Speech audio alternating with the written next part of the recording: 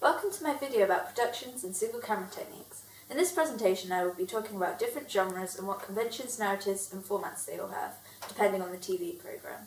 But first, what are generic conventions? These are the elements that compile together to form a genre, the little aspects of programmes and films that define a genre.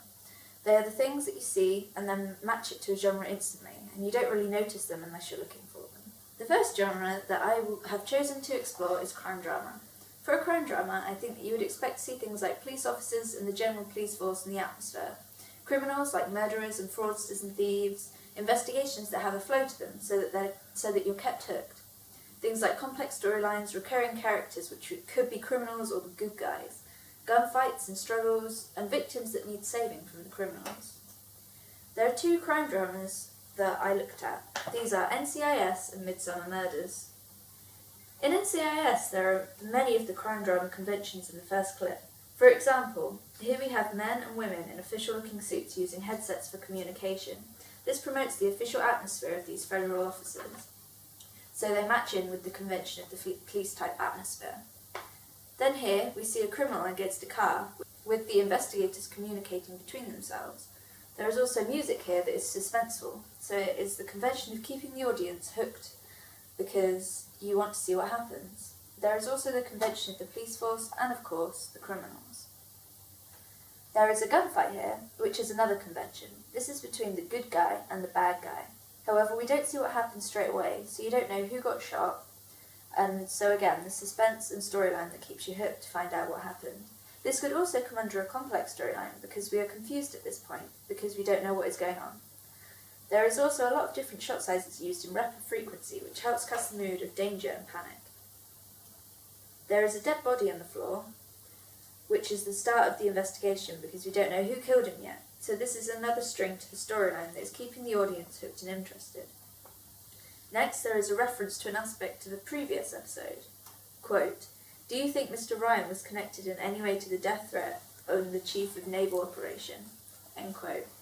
This hasn't been shown in the episode so far, so we know that it is a link to a previous episode, so suggest that this is a recurring plot, another convention. You then see a police car with its lights on and flashing, so you get the convention of the police force and the involvement of the police in this investigation. The narrative for this programme could be that it has a realist narrative, but has flashbacks to events that we didn't see in the episode. And although it follows a linear structure, it isn't just a long-winded episode. It has stories within stories that are from different people's perspectives. So it even has some non-linear structure too. Mostly the points of view in NCS are from the perspective of the agent that tries to see how a murder happened, as is shown in this flashback. There is also a hint in this episode that there is a recurring narrative, so a storyline that flows throughout the series. We get this from the quote that I mentioned earlier. This ties in with the narrative because the way that a storyline is compiled, and this could potentially be a flowing storyline. But each episode is separate from each other.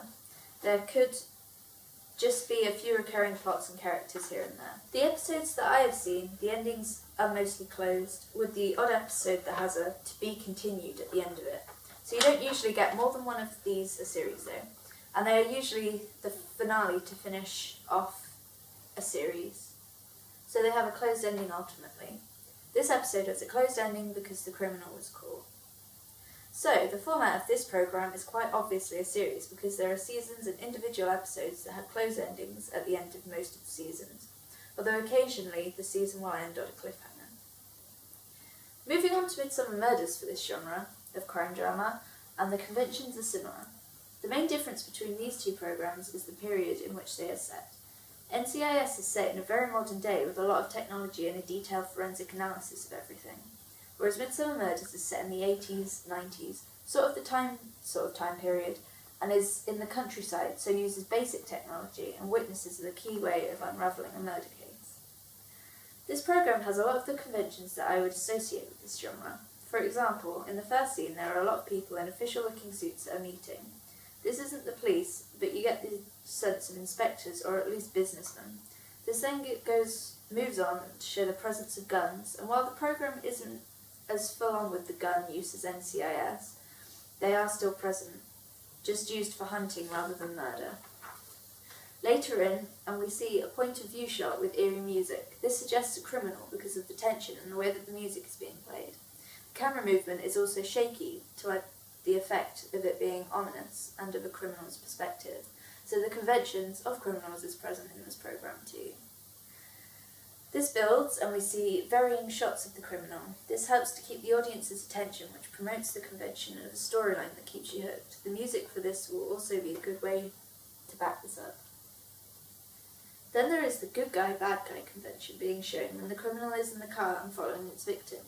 When the victim gets out of the car, the criminal proceeds to run him over, so kills him. This shows the murder convention as well as the criminal and victim ones. You then see a lot of police officers at the crime scene. This shows police officers, the police force and the general police atmosphere, as well as an investigation with a storyline to keep you watching because you don't know who the criminal was yet.